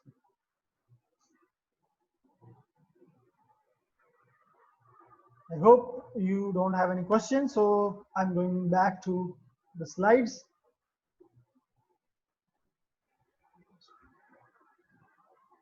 I hope आप ये बाकी रिमेनिंग पार्ट जो हैं वो आप कर लेंगे। पार्ट सी में आपके पास 5 वेरिएबल्स होंगे, ठीक है, तो 5 में से आपके पास 3 वेरिएबल्स की वैल्यूज फाइंड होगी, 2 फ्री वेरिएबल्स जो है, 2 फ्री वेरिएबल्स आपको इंट्रोड्यूस करने पड़ेंगे, ठीक है। आई hope you can do it. अगर कोई प्रॉब्लम होता है आज आप इसको करें, कल हम इसको दोबारा डिस्कस कर लेंगे अगर कोई प्रॉब्लम होता है, ठीक है जी। आखिरी जो पार्ट है डी पार्ट, उसमें क्या होगा? Anyone can you tell me? No solution. आखिरी पार्ट में नो सॉल्यूशन होगा। Very good. क्यों? क्योंकि आखिरी पार्ट में डी पार्ट में जो लास्ट इक्वेशन है वो राइट मोस्ट कॉलम जो है वो तो राइट हैंड साइड है, लेफ्ट हैंड साइड पे सारे वेरिएबल्स के कोफिशिएंट 0 हैं, तो आपके पास क्या आ जाएगा? 0 इज इक्वल टू 1। तो डी पार्ट में नो सॉल्यूशन होगा, उसमें हम सॉल्यूशन फाइंड नहीं कर सकते, क्योंकि आखिरी पार्ट, आखिरी जो रो है उसमें 0 इज इक्वल टू 1 आ रहा है, which is an invalid statement or not a true statement। तो ये आपके पास जो सिस्टम होगा ये वैलिड लीनियर सिस्टम नहीं है, इसका सॉल्यूशन नहीं आएगा। जी अरीब बोलें। सर ये जो गॉस एलिमिनेशन मेथड था उसके चारों को भी तो ये उनको उतरता है कंडीशन पे। जी गॉस एलिमिनेशन मेथड में हम क्या करते हैं, आपके पास आर्गुमेंटेड मैट्रिक्स का है उसको ट्रांसफॉर्म कर देते हैं रो एचेलन फॉर्म में, ठीक है। रो एचेलन फॉर्म को यूज करते हुए फिर बैकवर्ड सब्स्टिट्यूशन से हम सॉल्यूशन फाइंड करते हैं, ठीक है। गॉस एलिमिनेशन में, गॉस जॉर्डन में क्या होता है कि हम जो गिवन आर्गुमेंटेड मैट्रिक्स है उसको रो रिड्यूस्ड एचेलन फॉर्म में ट्रांसफॉर्म करते हैं और फिर वही सब्स्टिट्यूशन मेथड से हम सॉल्यूशन फाइंड करते हैं, ठीक है। I hope you can do these exercises now. Anyone, if anyone has any problem, you can ask me.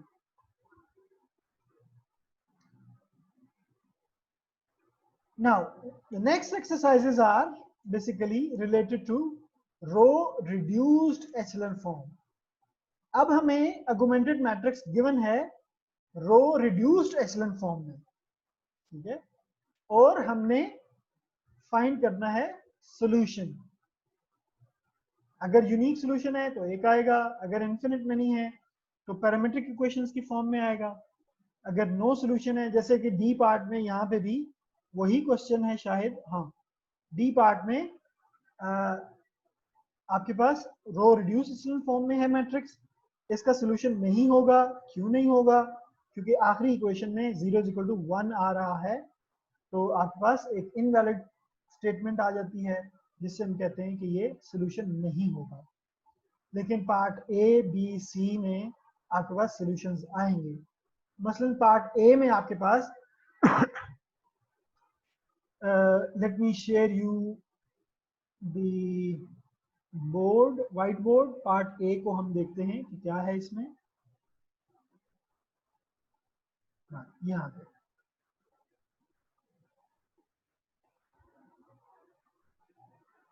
Part A में अगर आप देखें तो आपके पास जो रो रिड्यूस एचेलॉन फॉर्म में मैट्रिक्स है वो क्या है, 1 0 सॉरी 1 0 0 -3 0 1 0 0 एंड 0 0 1 7. ठीक है, याद. अब रो रिड्यूस एचेलॉन फॉर्म का हमें क्या फायदा होता है कि इसमें हमें ज्यादा मेहनत नहीं करनी पड़ती. जैसे हम एचेलॉन फॉर्म में हम बैकवर्ड सब्स्टिट्यूशन यूज करते हैं, इसमें हमें बैकवर्ड सब्स्टिट्यूशन नहीं करनी पड़ती, इसमें डायरेक्ट सोल्यूशन आ जाता है.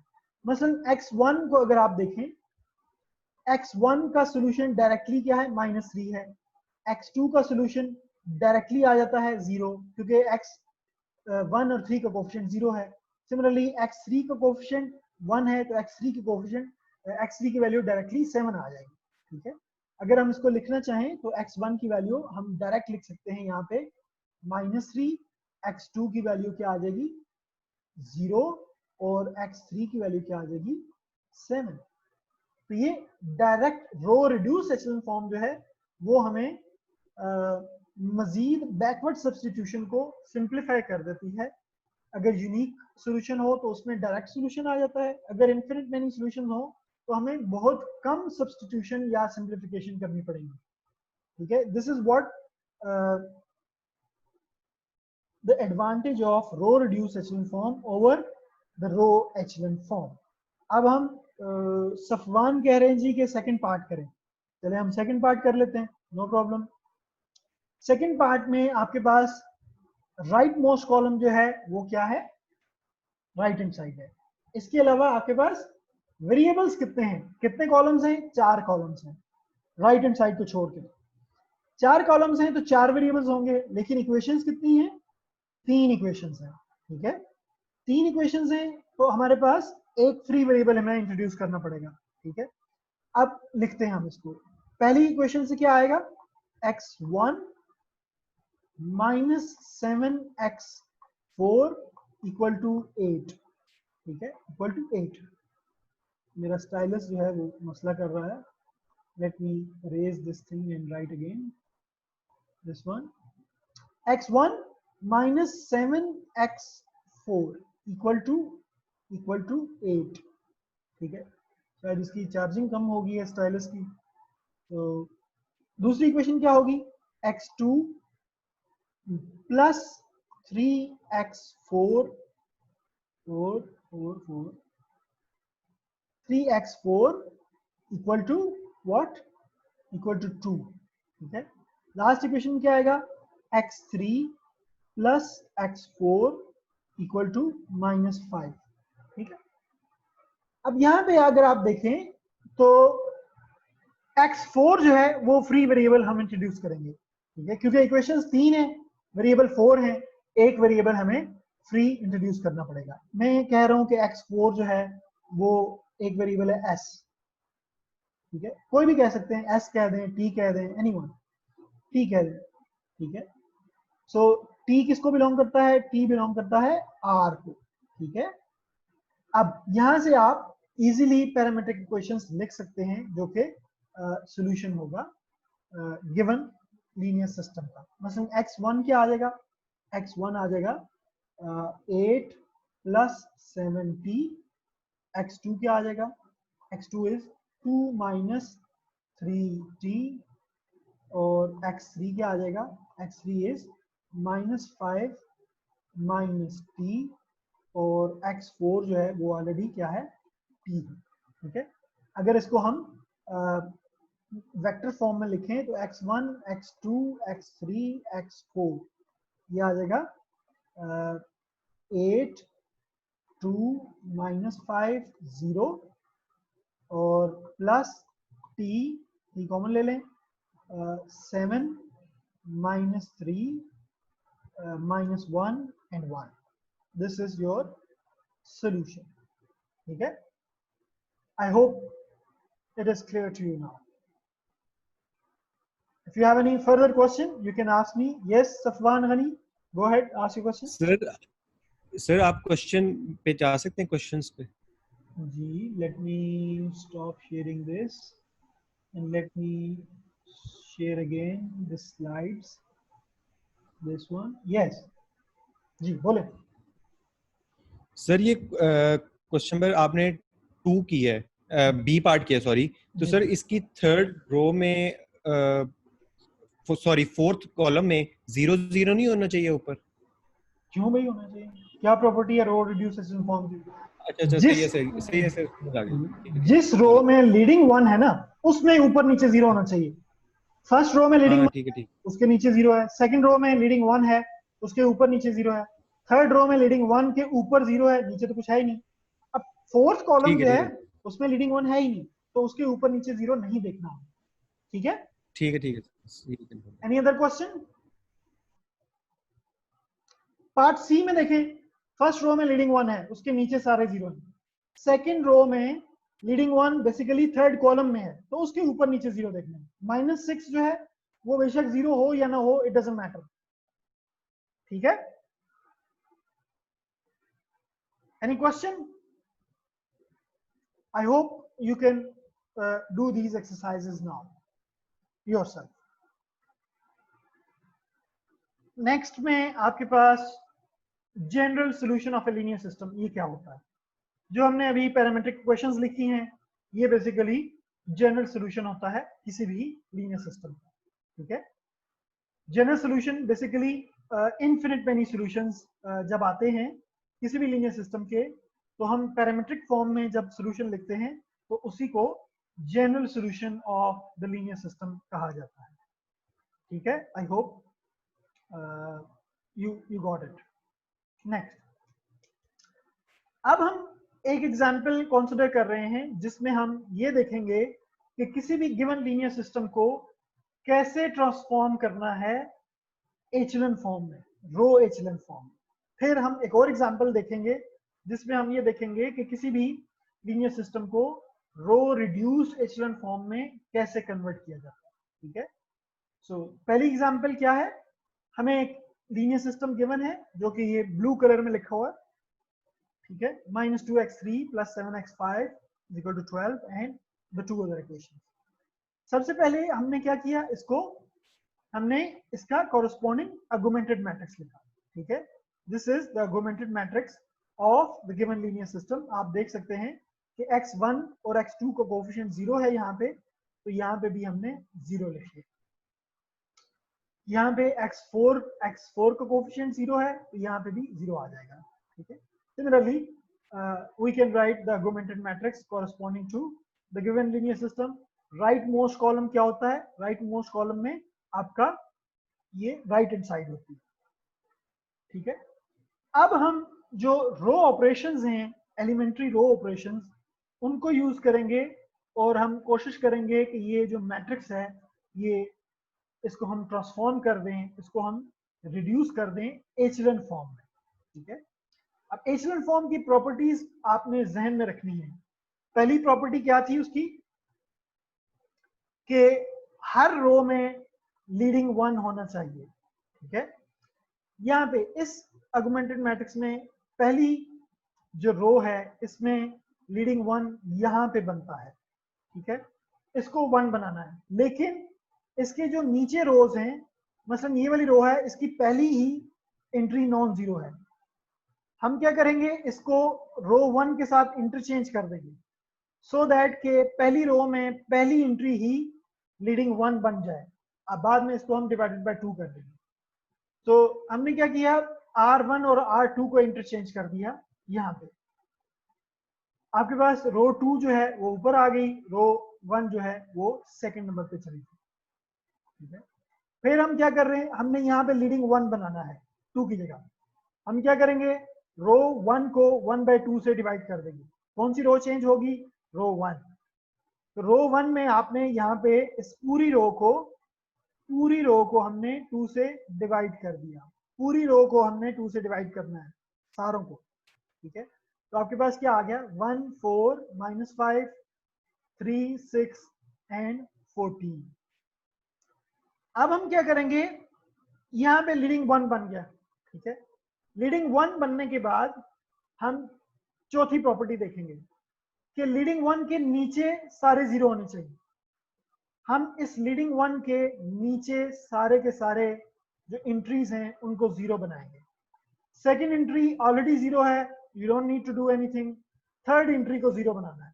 थर्ड एंट्री को जीरो बनाने के लिए हम क्या करेंगे, रो 1 को -2 से मल्टीप्लाई करें और रो 3 में ऐड कर दें। कौन सी रो चेंज होगी, रो 3, ठीक है। हमने क्या किया, रो 1 को 2 से मल्टीप्लाई किया -2 से और रो 3 में ऐड कर दिया, तीसरी एंट्री जीरो हो गई, ठीक है। अच्छा, तीसरी एंट्री के साथ साथ ये वाली एंट्री भी जीरो हो गई क्योंकि ये सेम एंट्रीज है फॉर्चुनेटली। अब इसमें ये दोनों एंट्रीज जीरो हो गई, ये दोनों जीरो एंट्रीज भी जीरो हो गई। अब लीडिंग 1 जो है वो सिर्फ यहां बन सकता है सेकंड रो में। इसको 1 बनाने के लिए हमने क्या किया, -2 से डिवाइड कर दिया पूरी रो को, ठीक है। ये आपके पास 1 बन गया, ये वाला 7 था तो -7/2 आ गया। यहाँ पे आपके पास 12 था, यहाँ पे आपके पास -6 आ गया अगर इसको -2 से डिवाइड करें।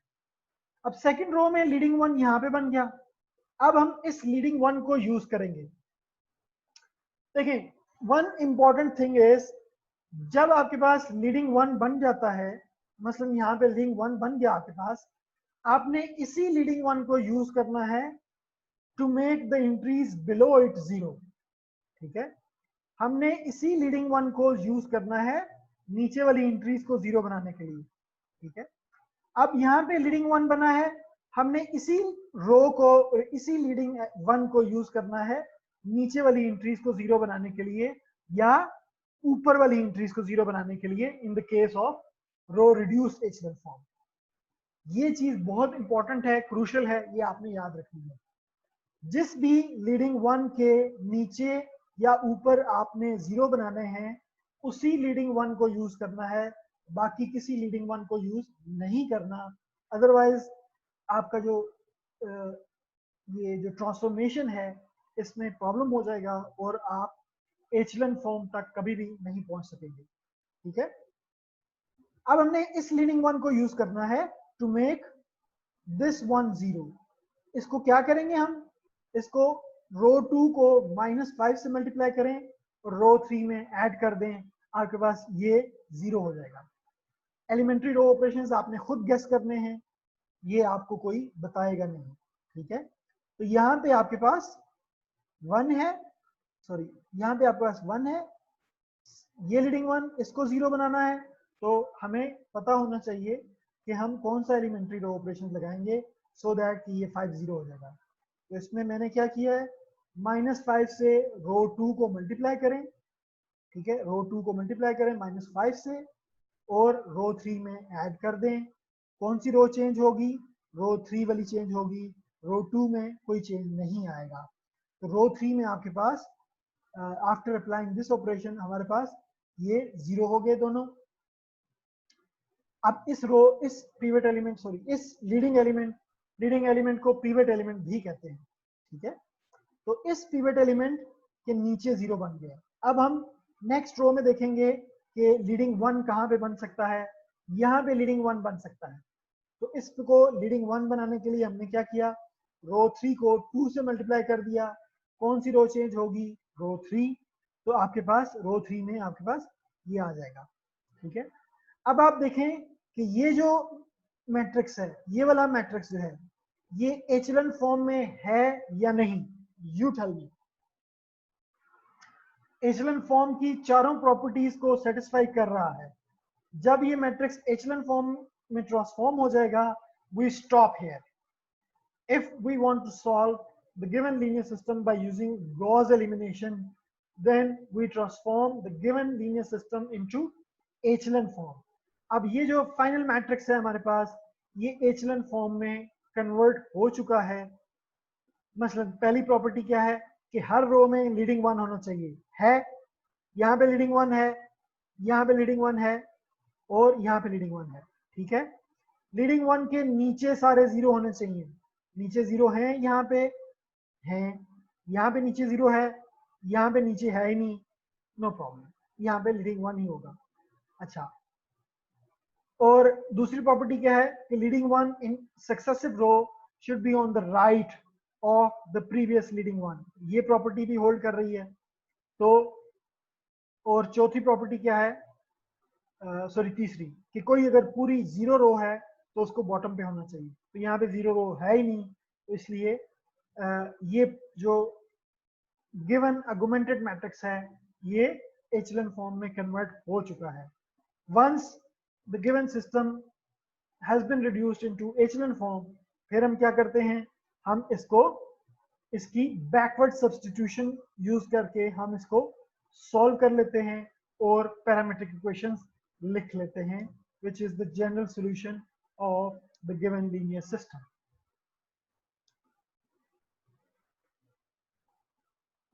आप इसको देखें, ये जो एग्जांपल है इसको आप देखें, एचलन फॉर्म में कन्वर्ट हो चुका है या नहीं, चारों प्रॉपर्टीज को देखें सेटिस्फाई हो रही हैं। आई गिव यू 30 सेकेंड्स और 1 minute to look at this example, कैसे हमने एलिमेंट्री रो ऑपरेशंस लगाए हैं, कैसे हमने इसको एचलन फॉर्म में रिड्यूस किया है। आप इसको देख लें, फिर आपका कोई क्वेश्चन होता है तो you can ask me. I give you 1 minute.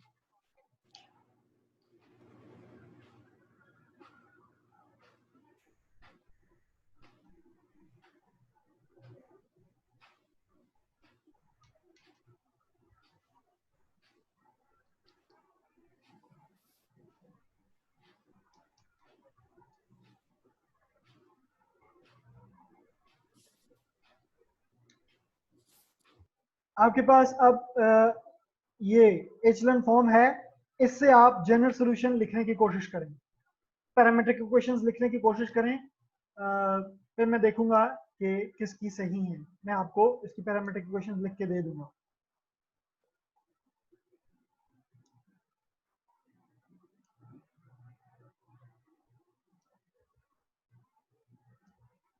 Paper pen साथ रखा करें, मैं आपको साथ साथ कुछ एक्सरसाइजेस दिया करूंगा, वो आपने सॉल्व करनी होती है।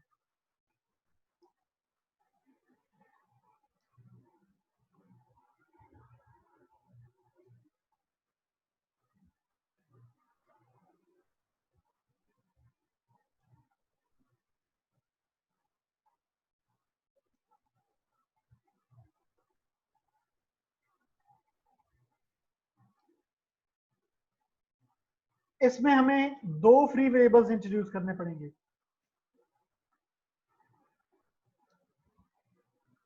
क्योंकि इक्वेशंस 3 हैं, वेरिएबल्स 5 हैं, तो दो वेरिएबल्स जो हैं वो हमें फ्री वेरिएबल्स सेट करने पड़ेंगे।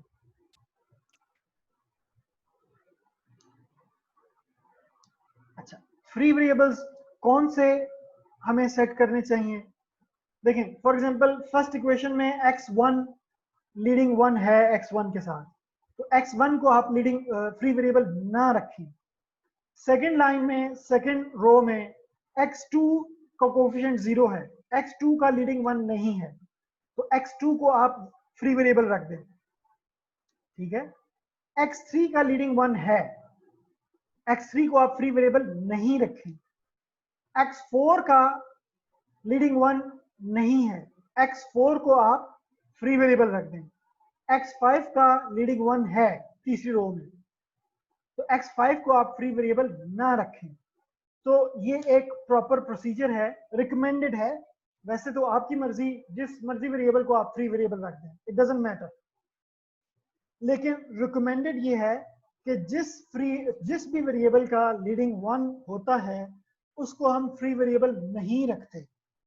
मसलन इन तीन इक्वेशंस में x1 का लीडिंग 1 है, x3 का लीडिंग 1 है और x5 का लीडिंग 1 है, तो x1, 3, 5 को आप फ्री वेरिएबल ना रखें, x2 और x4 को आप फ्री वेरिएबल रखें। एक को s रख लें, एक को t रख लें, फिर आप उनको सिंप्लीफाई करें and then you can write the parametric equations easily.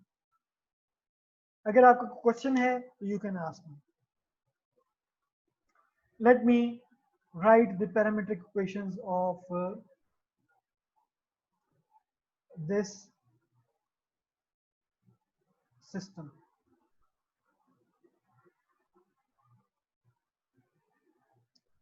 देखिए आपके पास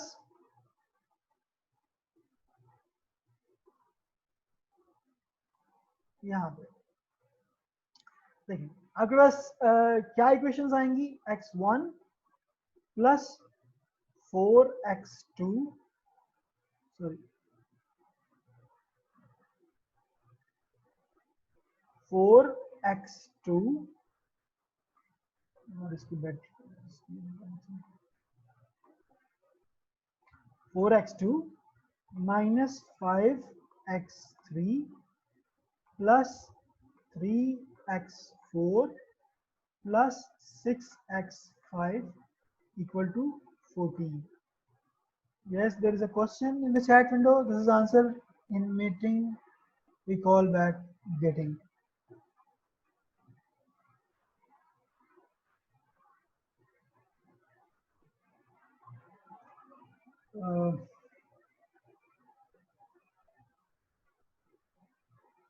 ये कैसे लिखा आपने, x2 is equal to s, x4 equal to t, equal to t तो नहीं हो सकता यार। अच्छा हाँ ठीक है, x2 को आप s कह दें, x4 को आप t कह दें, ठीक है। तो फिर आपने इनकी वैल्यूज पुट करके बाकी वेरिएबल्स को फाइंड करना है, ठीक है। x5 की वैल्यू 2 आ जाएगी लास्ट इक्वेशन से, पहली इक्वेशन मैंने यहाँ पे लिख दी है। सेकेंड इक्वेशन से क्या आएगा, x3 minus 7 by 2 x5 equal to minus 6 और x5 की वैल्यू क्या आ जाएगी, 2 आ जाएगी, ठीक है। अब x5 की वैल्यू हम पुट करेंगे सेकेंड इक्वेशन में, तो आपके पास x3 की वैल्यू आ जाएगी, ठीक है। x3 की वैल्यू भी कांस्टेंट होगी, ठीक है। अब फिर x3 और x5 की वैल्यू इक्वेशन 1 में पुट करेंगे, आपके पास x1 x2 x4 equal to some constant आ जाएगा। वहां से हम फ्री वेरिएबल्स को इंट्रोड्यूस करके हम सॉल्यूशन लिख लेंगे और फिर फाइनली आप x1 x2 पैरामीट्रिक फॉर्म में लिख देंगे, x3 x4 और x5।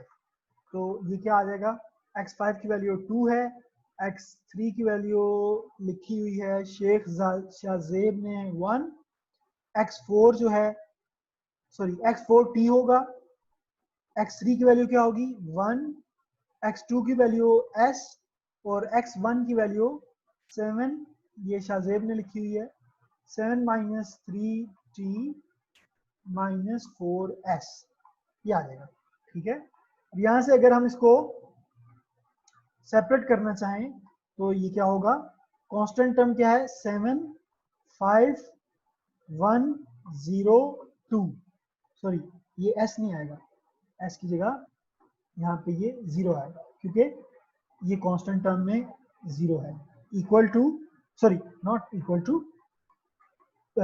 फिर क्या आएगा, अगर हम t को सेपरेट करें प्लस t सेपरेट करें तो यहाँ पे t का कोफिशिएंट -3, यहाँ पे 0, यहाँ पे 0, यहाँ पे 1, यहाँ पे भी 0, ठीक है। फिर प्लस s का कोफिशिएंट अगर हम सेपरेट करें s के तो यहाँ पे -4, s का यहाँ पे 1, यहाँ पे 0, यहाँ पे भी 0 और यहाँ पे भी 0।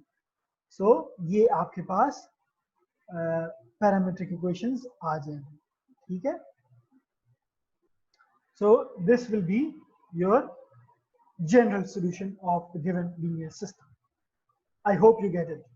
अगर आपका कोई क्वेश्चन है तो you can ask me.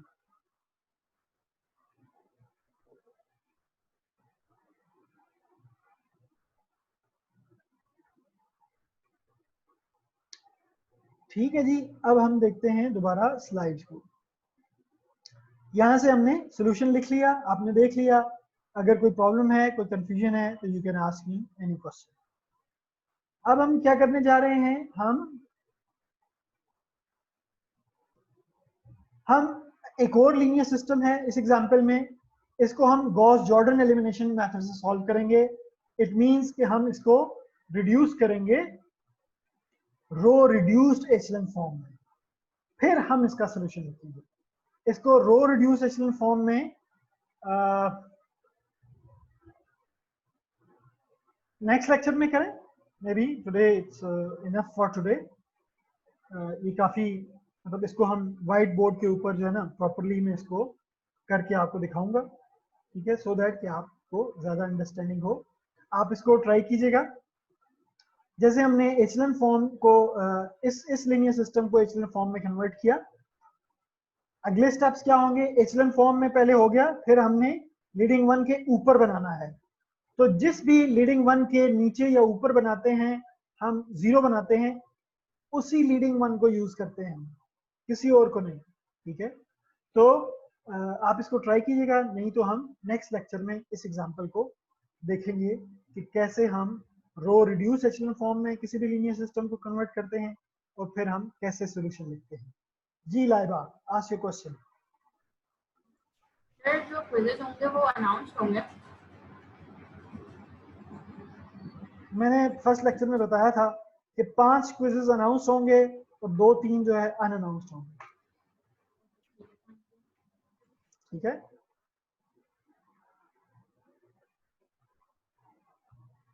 Any other question?